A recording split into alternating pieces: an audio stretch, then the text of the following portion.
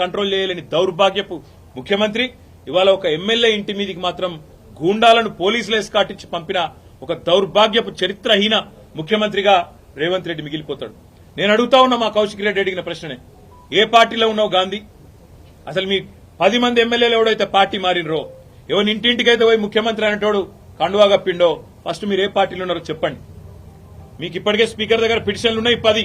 Speaker గారు కూడా తేల్చాలా.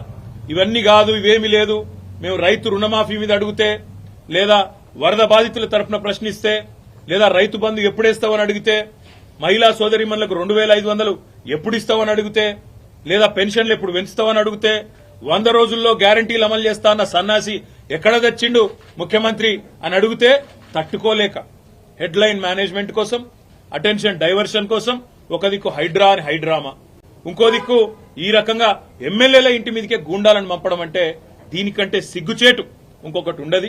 తప్పకుండా నేను రేవంత్ రెడ్డిని అంటా ఉన్నా, చరిత్రలో నీలాంటి పనికిమాలిన ముఖ్యమంత్రులు, నీలాంటి తలమాసిన ముఖ్యమంత్రులు మస్తుగా వచ్చిండ్రు, మస్తుగా పోయినరు. పెద్ద పెద్దోళ్లతోనూ కొట్లాడినాం, చంద్రబాబుతో కొట్లాడినాం, రాజశేఖర రెడ్డితో కొట్లాడినాం, కిరణ్ కుమార్ రెడ్డితోని, రోషయ్య గారితో ఎంతో మందితో తలపడ్డాం. నువ్వు వాళ్ళందరికంటే కూడా చాలా చిన్నోడు, ఈ చిట్టినాయుడు, నువ్వు చాలా చిన్నోడవు. నేను మా దగ్గర మా భాషలో చెప్పాలంటే హైదరాబాద్ లో బుల్లబ్బాయి అంటారు నీలాంటి వాళ్ళు. ఇలాంటి బుల్లబ్బాయిలు చిట్టినాయుడులో చాలా మందిని చూసినాం. ఏం ఫరక్ పడేది కూడా ఏం లేదు, ఏం ఇంటికి కూడా వీకలేవు. కానీ ఏదో పైశాచికానందం 4 రోజులు ముఖ్యమంత్రి పదవిలో కూర్చున్నా, నేనేందో పెద్దోడిని అయిపోయినా అనేదో ఎగిరిగిరి పడతా ఉన్నావు. రేవంత్ రెడ్డి గారు అధికారం ఎవరికి శాశ్వతం కాదు.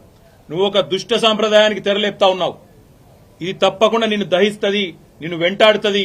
రేపు నువ్వు పదవిలోకి దిగిపోయినాక తప్పకుండా నువ్వు ఈ రోజు ఏదైతే దుష్ట సాంప్రదాయాలు నెలకొల్పుతున్నావో ఇవన్నీ నీకే చుట్టుకుంటాయనే మాట కూడా నేను వారిని హెచ్చరిస్తా ఉన్నా. తప్పకుండా ఈ 10 మంది మీద వేటు వేయాల్సిందే.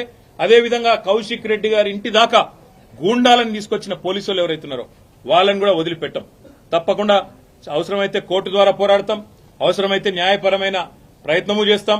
డీజీపీ గారు కనుక స్పందించి ఇక్కడ ఏసీపీ సిఐ ఎవరైతే దగ్గర ఉండి మరి గూండాలను తీసుకొచ్చి గేటెడ్ కమ్యూనిటీ లోపలికి తీసుకొచ్చి ఎమ్మెల్యే ఇంటి మీద దాడి చేయించడానికి అన్ని రకాలుగా ఇక్కడ రంగం సిద్దం చేసినారో వాళ్ళని తప్పకుండా సస్పెండ్ చేయాలి, వాళ్ళ మీద చర్య తీసుకోవాలని చెప్పి కూడా నేను కోరుతా ఉన్నా.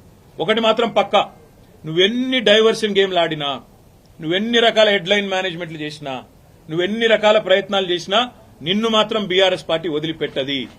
6 గ్యారంటీలు ఏమైనా అని అడుగుతూనే ఉంటాం. రైతు రుణమాఫీ ఎప్పుడు చేస్తామని అడుగుతూనే ఉంటాం.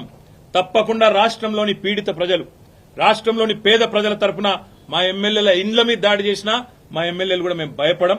తప్పకుండా నేను నిలదీస్తూనే ఉంటామని చెప్పి కూడా చెబుతూ ఇవాళ మా తమ్ముడికి సంఘీభావం చెప్పడానికి ఇక్కడ దాకా వచ్చినాం అందరం కూడా.